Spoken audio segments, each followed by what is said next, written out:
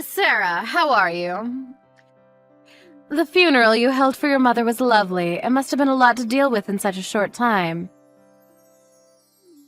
I'm sure she would have been very happy with it. Thank you for coming to pay your respects, Emily. It means a lot to me that you came all the way to see her. It was a good chance to see Stephen and the grandkids. And what kind of mother-in-law would I be if I didn't go? Thank you. I really am grateful. I regret that you and my mom didn't have much of a chance to see each other when she was alive. Yes, it really is a shame. She was living with you, wasn't she? It was the first time I'd been inside your house, so I was surprised to see how big it was. It's a wonderful home. We already had the kids when we decided to live with my mom's, so we had it built so that it would feel more spacious and open. We knew that the boys would need more space when they grow up, so we took that into consideration too, but it feels so big and empty now that my mom is gone. That must be hard on you. But you're so lucky. Our house is cramped. I feel trapped all the time. I don't know about lucky. You're living with Stephen's second eldest brother at the moment, aren't you? Yes, and it's horrible. We're living with Thomas and his wife, but I can't bear her. I don't know why he married someone like her. She does nothing but cause trouble. Really?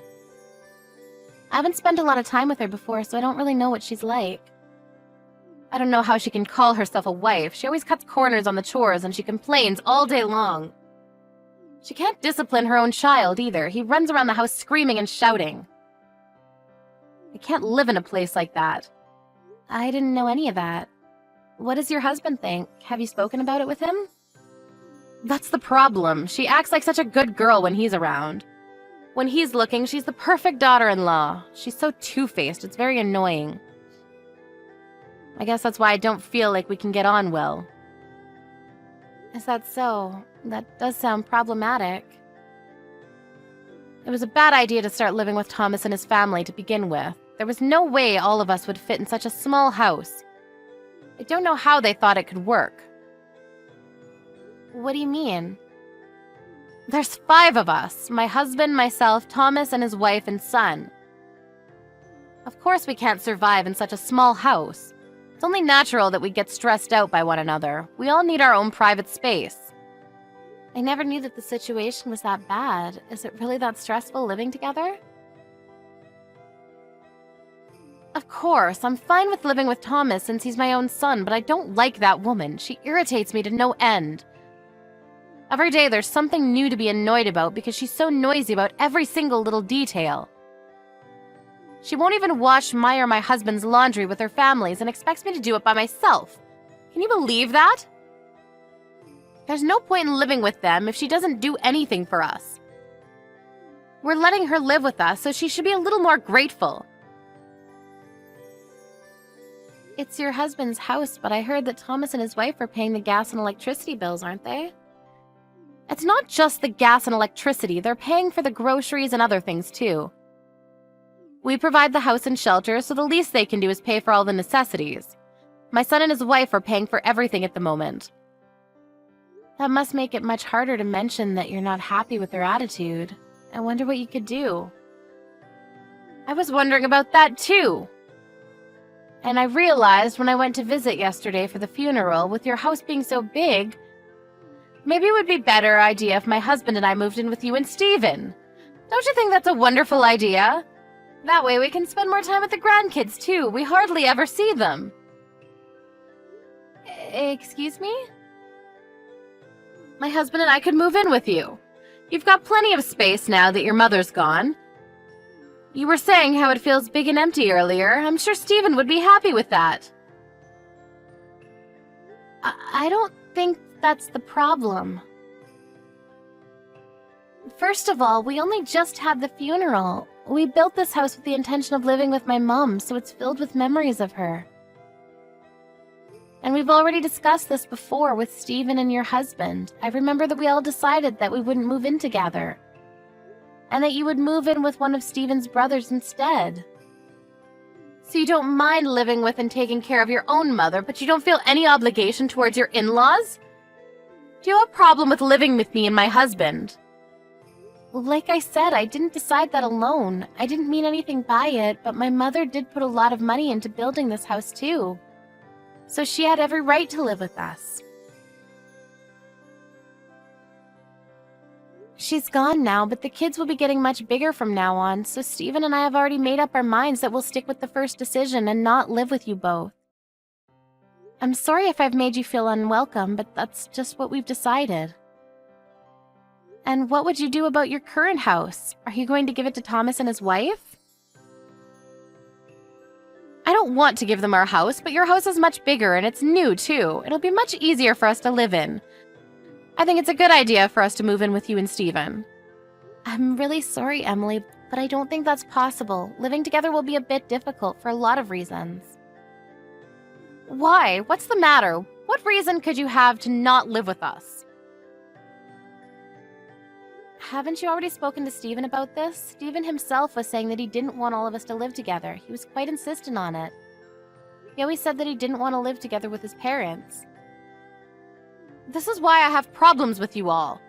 All 3 of the daughter-in-laws I have, and not one of them is respectful towards me. There's always one of you saying something insensitive like that. I thought that you were better than the other 2, but you're just the same. You don't think of us as family at all, do you? You're horrible. I don't think that at all. The biggest problem is that you have dog allergies. It's got nothing to do with you personally. We just can't have you staying with us when you can have a reaction. We have 2 dogs, so it really isn't possible for you to stay with us. That's why Steven was so adamant about not living together. We've already gone over this before. I was fine yesterday, so there's no problem anymore. That was because we had the dogs stay with a friend yesterday while we had the funeral. We didn't want them causing trouble, and we knew you were coming, so we took precautions. Then the solution is simple. Why don't you let that friend of yours keep them? That way there'll be no problem for me to live with you. I'm sorry, what? You want us to just give up our dogs? Your husband's parents should be more important than some stupid dogs.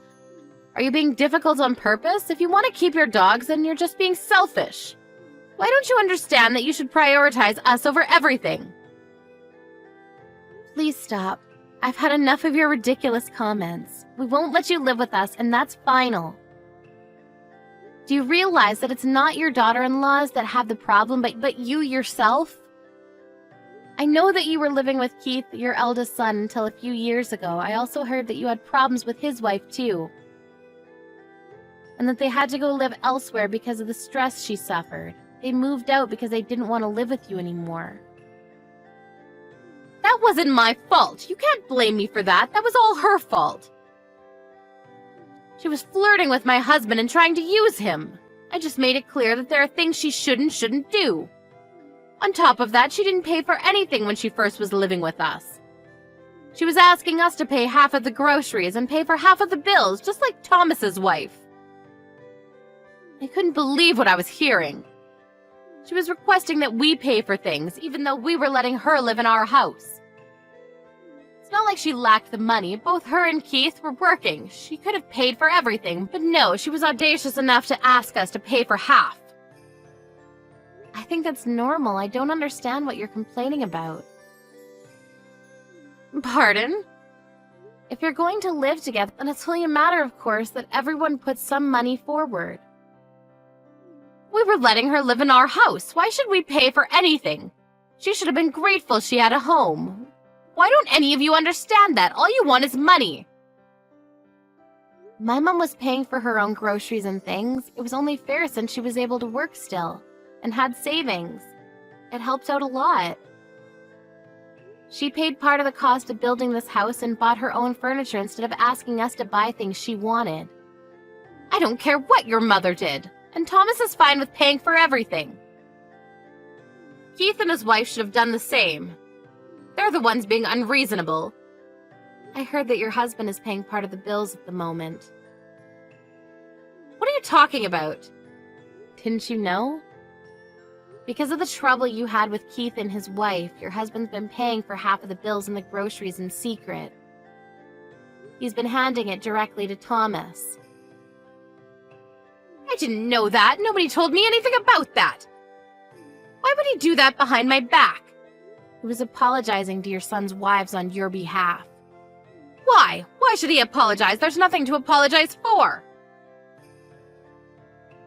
He was apologizing because of the way you treated them and how you accused them of being gold diggers because they wanted you to pay for your own part. Even though it's not like you would be paying from your own pocket, you don't even work. So the one that would be paying is your husband. He apologized for how you forced them to cover all the bills and asked them to forgive you for your attitude. The only reason why they're being patient with you is because your husband is being so sincere. That's ridiculous. I'm right. Why should he apologize when I'm only saying what needs to be said? I just got a reply from Steven and he told me to tell you that he'll call you when he gets back home from work. Steven said that he'll call me about moving in with you. And about your inappropriate comments, I think. Are you kidding? What inappropriate comments? It's only been a week since my mom passed away. But you're already talking about moving in because our house is much nicer and bigger. Don't you think that that's a bit too insensitive? I haven't been able to call or talk to him in person about it yet, but I can tell that Steven's pretty angry. Isn't he going to talk about moving in together? Of course not. There's another major reason why he said that he never wanted you to live with us. It's not just about the dog allergy you have. It's because you stressed Keith's wife out so much that she got depressed. I haven't done anything like that. Whatever happened to that woman was her own fault. Day in, day out, whenever you saw her, all you did was complain about the things she did. You talked loudly about her behind her back and didn't give her a moment of peace. Even though she was working full-time, she still pulled off doing all the chores, cooking, grocery shopping, all because you complained that she wasn't doing enough. She worked so hard to get you to like her, but nothing worked. I heard that you often threw away the dinners that she made for you and cooked your own. No wonder Steven doesn't want you to live in the same house as me. I was still young back then. I couldn't help it. That's your excuse for driving a person to depression? Do you really think that that's acceptable? It's about time you answered for what you've done. What are you talking about? Is anyone at home with you today? Now that you mention it, it seems awfully quiet. Thomas's wife and his son are always so noisy, but I don't hear anything. I wonder if they've gone out. What about someone much closer to you? Someone much more important? Wait, I don't think my husband is home. I'm completely alone. Do you know where Richard is? He hardly ever goes out this late. What's going on? I hate to be the one to tell you, but your husband and Thomas's family have decided that they're going to move out. What? I don't understand. We have a home right here. It's small, but there's no need to buy another place. My husband and I can move in with you and everything will be perfect. They say that they're going to move into a bigger apartment, just the four of them. You can't be serious. I haven't heard anything like that. I don't think they've told you. What am I supposed to do? Where do I go? The people you consider noisy have moved out for you, so you can stay in the house you've always lived in. Legally, it's your husband's, but if it's you by yourself, I'm sure it'll feel much bigger. That's what you wanted. I'm sure you'll be more comfortable by yourself. Who's going to take care of me? What am I supposed to do? Cook and clean and do grocery shopping all by myself? Why isn't anyone picking up the phone? I don't understand. They've all abandoned me. I guess they all got tired of enduring your abuse. We don't live too close, so I've never had to spend a lot of time with you. So I haven't experienced it firsthand, but it looks like you caused a lot of suffering for the people around you.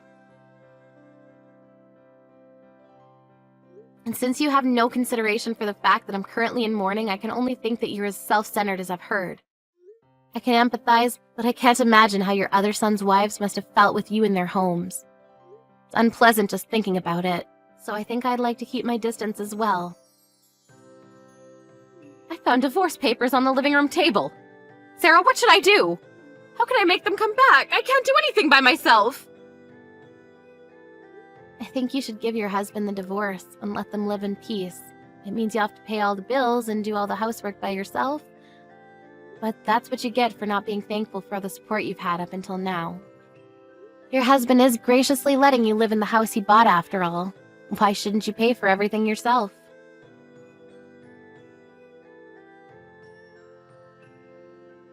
Thomas and his family moved out with Richard into an apartment, leaving Emily alone in her husband's house.